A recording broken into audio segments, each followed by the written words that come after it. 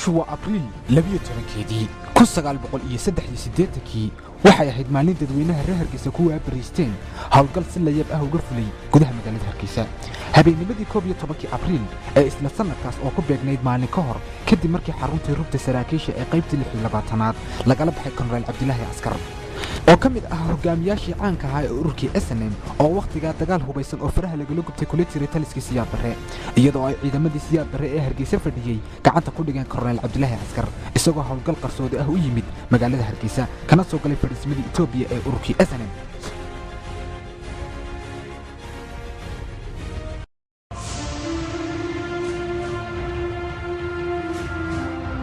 udriga ee isku xirkay ciidan gacanta ku hayay Ibrahim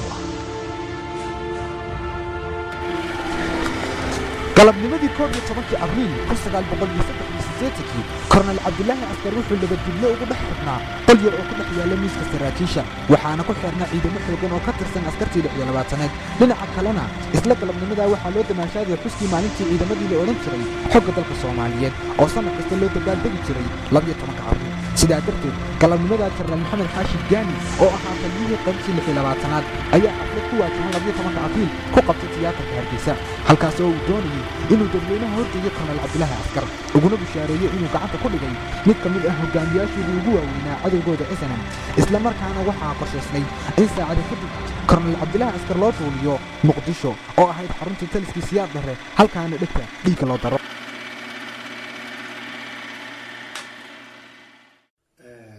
Cabdilaahi Askar rahimahullah aniga iyo Cabdilaahi iyo Lixle iyo nin la yiraahdo Xayd ayaa ka sabataxna soo baxnay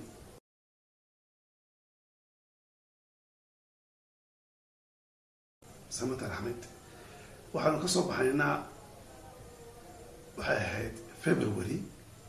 horaateedii sababta lagu soo baxnaa waxaa jiray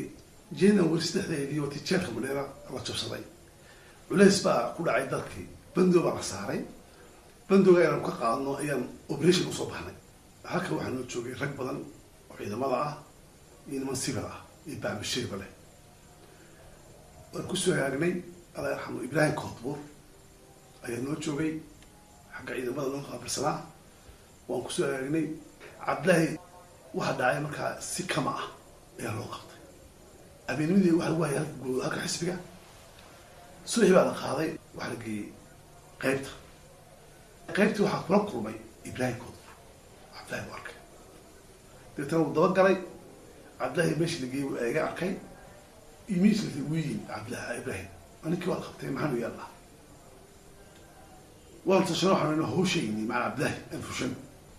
ciidankii meeshii taagnaa ayaan ka soo baxnay 12 nin maxaa labada moota 10 nin ka ayaan ka soo baxnay laba nin baan soo kaxaynay gurigii Ismaaciil laba baabuur aan ku soo wadanay ayaan gurigii waxaan keenay halka geesh loo aadan ku xareynay macluubkii gurigii Ismaaciil Sheekh Ibrahim baan soo halka aroorta halka kaalaya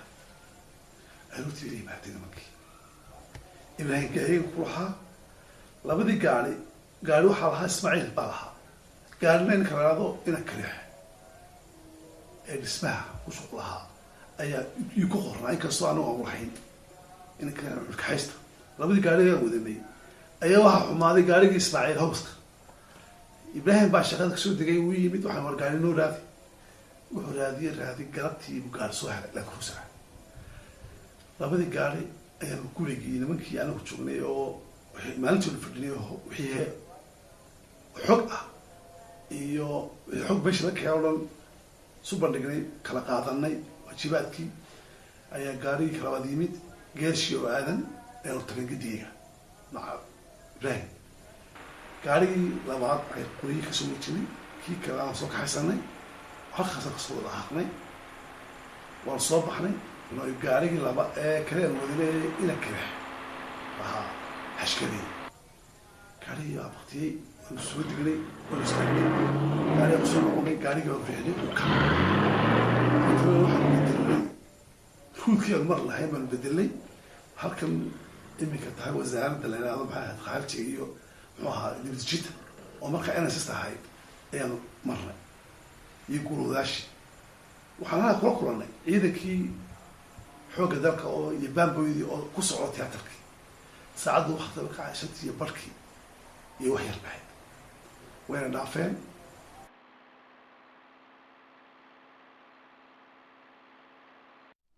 hase yeeshee saacad ka hor oo ku beegneed 5 iyo barkii markii korneyl cabdilaahi askar la geyn lahaa tiyaatarka hargeysa oo uu ku sugayay jarnaal gaani ayaa 11 nin oo uu horkacayo korneyl ibraahim ismaaciil koodbuur xoog kagala baxeen korneyl cabdilaahi askar qolkii uu ku xidhnaa kadib markii ay howlgal culus oo ay ugu badheedheen ilaaladii xoogganada ee ilaalinaysa korneyl cabdilaahi askar ku ekeeyeen rugta saraakiisha halkaana ay albaabka ka jebiyeen kadibna tuurka ku qaateen korneyl cabdilaahi askar taasoo ay isaga oo beed qaba saacado kadib kala tallaabeen xuduudda u dhaxaysa Somaliland iyo Ethiopia.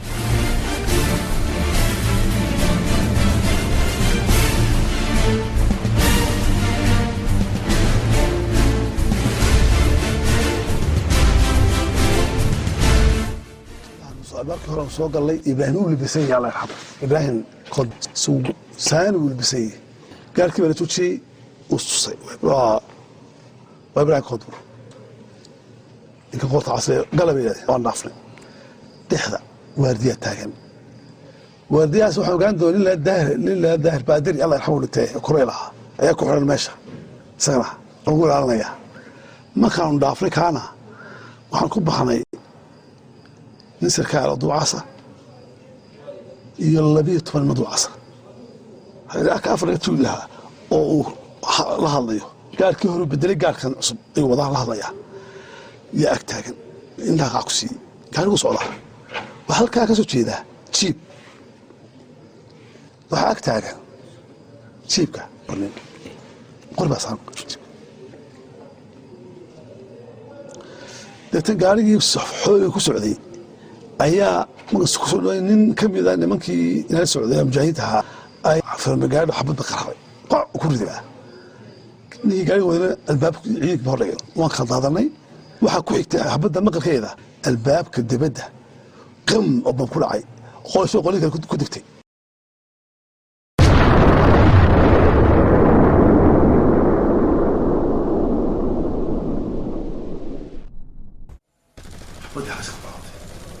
سيبها قال له تقلا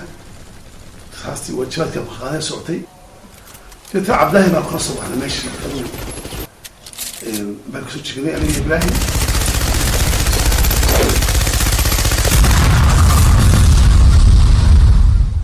عبد الله صباحي اي حبط من داوعه ميلك تري سوري حبطي بيحيى وتاجن اي هلقا والله كخمسه تبيحي بقى اي فقط عبد الله هنا قاعد يلا صاري سجل مكان حصارا نندا وعصيد لنا عمر كيبا البيح بقى بيح من قرب كيك من ربخ كسورتي وحدو قرر استقف كم مكان هلا قاعدوا وقادوا غالي مكان كبسي دواني وده كسي دواني أما حاجة السعودية ليش يقفلوا هنا تجاري وبحث بحي أو كبحي ماشيو مين يسكن ما نعرف رأسه روسكا يعني دبته سبحانه تتحكي جدا يا كردي سام غفر السيم كواس